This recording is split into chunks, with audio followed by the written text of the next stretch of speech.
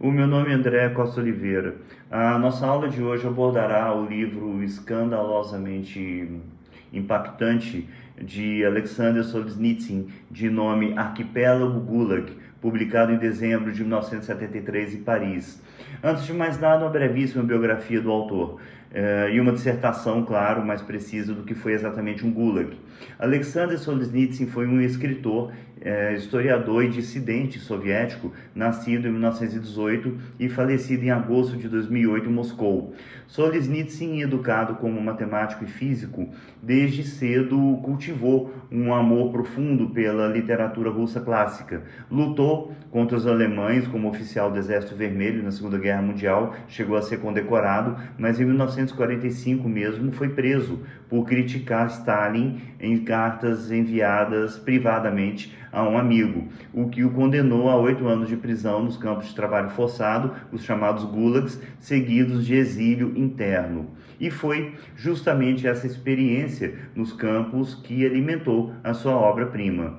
Arquipélago Gulag, publicada clandestinamente em 1973 no Ocidente, é uma narrativa monumental que combina memória pessoal, relatos de centenas de sobreviventes e documentação histórica sobre o sistema soviético de repressão e campos de trabalho forçado. O livro foi um choque global porque desmascarou com vigor literário e precisão documental a face totalitária do regime soviético, revelando ao mundo as dimensões monstruosas do sistema carcerário comunista, constrangendo aí com certeza milhares de intelectuais pelo resto do mundo e pseudo-intelectuais que se diziam comunistas e que defendiam o regime imposto na União Soviética como se fosse a melhor coisa do mundo, sendo que lá mesmo eles nunca moraram. Solzhenitsyn recebeu inclusive o Prêmio Nobel de Literatura em 1970, mas só pôde buscá-lo após ser expulso da União Soviética em 74, vivendo no exílio nos Estados Unidos até a sua volta à Rússia em 94, já com o fim do regime comunista. E afinal, o que era um Gulag? Gulag era a administração principal dos campos de trabalho, uma espécie de diretoria ligada ao NKVD, que depois foi transformado em KGB, o Serviço Secreto Russo, e que organizava o sistema de campos de prisioneiros soviéticos, principalmente durante o regime de Stalin, que durou entre 1924 e 1953, até a sua morte, e que provavelmente foi recebida aí com honras de chefe de Estado lá no inferno.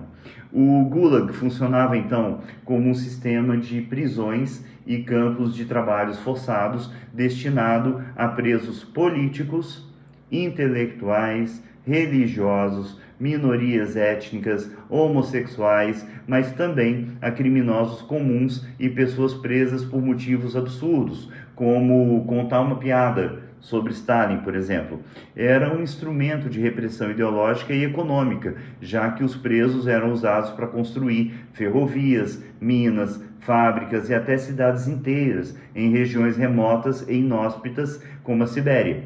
E aí eu cito as palavras do próprio Solzhenitsyn, aspas, o Gulag é um arquipélago espalhado por todo o território soviético como um vasto sistema de ilhas prisionais subterrâneas, invisíveis ao cidadão comum, mas tão reais quanto uma rede de cidades. Fecha aspas. Estima-se que dezenas de milhões de pessoas passaram pelo sistema entre os anos 30 e 50 do século passado e milhões morreram de fome, frio, abusos ou execuções sumárias. Os gulags soviéticos foram o palco de algumas das mais brutais práticas de repressão, tortura, desumanização e extermínio do século XX, isso não há a menor dúvida.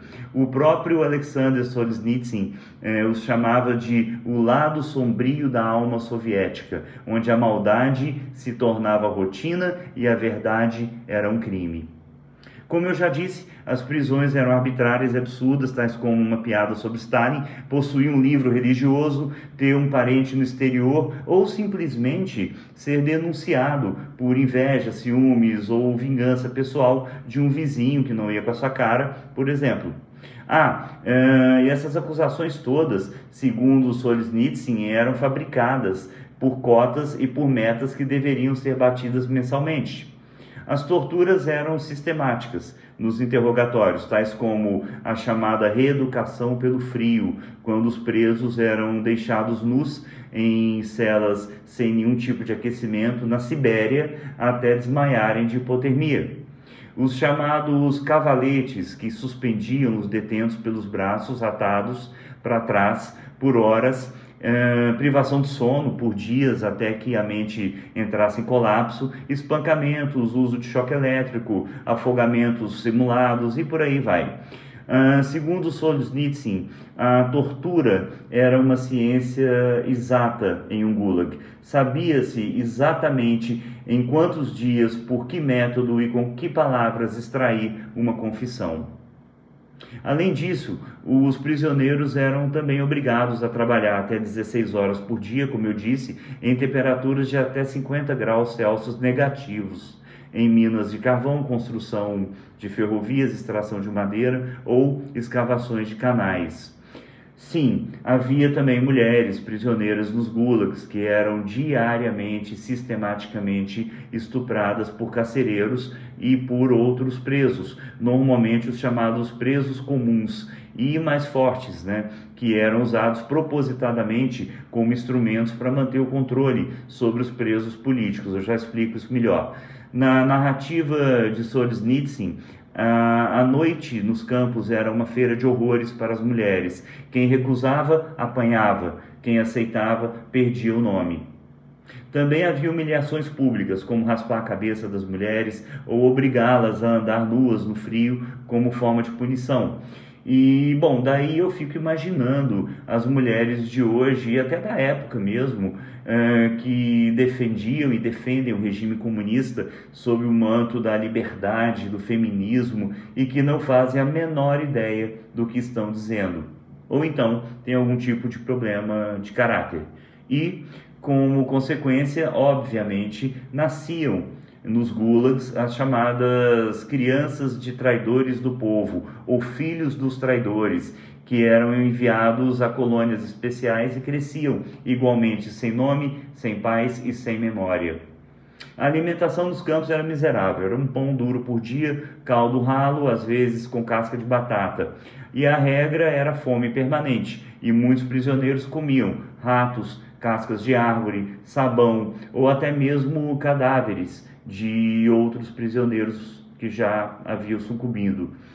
Sim, houve episódios de canibalismo e isso tudo levou à propagação de doenças como tifo, escorbuto, tuberculose, que matavam aos milhares. Solzhenitsyn escreve em um trecho de seu livro, aspas, comíamos a própria alma e ela sangrava de fome, fecha aspas. Eu mencionei agora há pouco a existência dos prisioneiros políticos e dos criminosos comuns. É importante que eu explique isso um pouco melhor. O sistema soviético intencionalmente misturava presos políticos, como eu disse, intelectuais, religiosos, professores, pensadores, filósofos, cientistas, dissidentes em geral, com criminosos comuns, que frequentemente tinham mais privilégios e podiam agir com violência sobre os demais. Solzhenitsyn observa no livro que o bandido é um elemento revolucionário, dizia a doutrina, mas o pensador era um perigo. Nos gulags, portanto, o prisioneiro não tinha nome, ele era um número despersonalizado, perdia todos os direitos civis, não podia escrever, falar sobre o passado ou sequer chorar. O campo não matava só o corpo, matava a memória, o nome, a ideia de que se era humano. Contudo, isso existia, sim, alguma resistência é possível, e a gente sabe que houve, muito pouco, mas houve.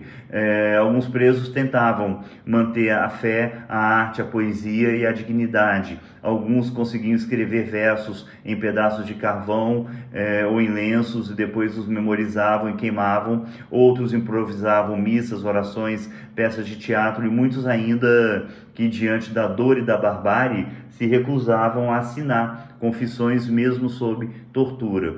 Solzhenitsyn escreveu: a alma humana não se dobra eternamente. No meio do inferno brota a semente da verdade. E agora, voltando à origem do livro em si. Em 2 de junho de 1968, Solzhenitsyn concluiu e enviou secretamente o manuscrito de sua obra para além das fronteiras da União Soviética. Em seu diário, ele escreveu, curiosamente, aspas, o arquipélago está terminado, o filme foi rodado, enrolado em uma cápsula. A partida será aventureira, com grande risco. Fecha aspas. Esse dia se tornou um ponto de virada não apenas para o escritor e a sua família, mas para toda a Rússia, toda a União Soviética, todos os demais países que compunham o bloco da União Soviética, cujas almas eram atormentadas diariamente, intensivamente, pelas mentiras e pela tirania sangrenta do comunismo. O livro de Solzhenitsyn, que revelou a verdade sobre as atrocidades do regime soviético, desferiu um golpe esmagador na ideologia de Lenin, Stalin, Trotsky e Companhia Limitada, os seus capangas, etc., e os seus entusiastas, mostrando que o comunismo não é apenas mentiras e assassinatos, mas também um sistema incompatível com a retidão, com a humanização das pessoas, com valores morais e espirituais e com a própria alma do povo russo. Aliás, não apenas com a própria alma do povo russo, mas com todo e qualquer povo que habita o planeta. O autor definiu o gênero de sua obra como pesquisa artística, tratando-se de um uso de material factual, não transformado, da vida, de modo que a partir de fatos individuais, fragmentos conectados, e todos eles acoplados a uma capacidade do próprio artista dentro da ideia geral que emergiria com a evidência completa, não mais fraca do que na pesquisa científica. Assim ele definiu. Esse livro, então, se tornou não apenas uma obra literária, mas um ato espiritual que expôs a essência ímpia do comunismo que pisoteava a fé e as tradições do povo russo. Solzhenitsyn escreveu no prefácio, aspas, com o coração pesado, abstive-me durante anos de publicar esse livro já concluído. O dever para com os que ainda estavam vivos superava o dever para com os mortos. Mas agora que a segurança do Estado confiscou esse livro, de qualquer maneira, não tenho escolha a não ser publicá-lo imediatamente. Fecha aspas. Essas palavras refletem a missão de revelar a verdade que se tornou a espada que perfurou as mentiras de Lenin, Stalin, Trotsky e seus seguidores. O arquipélago Gulag mostrou que o comunismo não é apenas um sistema de violência, mas também uma ideologia criminosa, totalmente alheia à alma das pessoas. O livro se tornou uma explosão política, social, moral, espiritual, civilizacional, que acelerou, inclusive, na minha opinião, o colapso do sistema soviético. Ele expôs os mitos sobre o chamado futuro brilhante do comunismo, mostrando sua verdadeira face, a face do assassinato, das mentiras e da supressão de toda e qualquer humanidade. O arquipélago Gulag permanece inigualável em seu impacto sobre as mentes e seu autor continua sendo um profeta cuja verdade acelerou o fim de uma tirania abominável. Inclusive na Rússia moderna, o arquipélago Gulag foi reimpresso mais de 10 vezes e foi incluído no currículo escolar, se eu não me engano, em 2009, para que os jovens conhecessem a verdade sobre as atrocidades do que foi o comunismo. Segundo o jornal francês Le Monde, o livro inclusive ficou em 15º lugar entre os melhores livros do século XX, embora esse tipo de listagem seja uma bobagem. Há alguns países, inclusive, eu acho que todos os países deveriam ser assim, que criminalizam a apologia ao comunismo da mesmíssima maneira com a qual criminalizam o nazismo, por exemplo.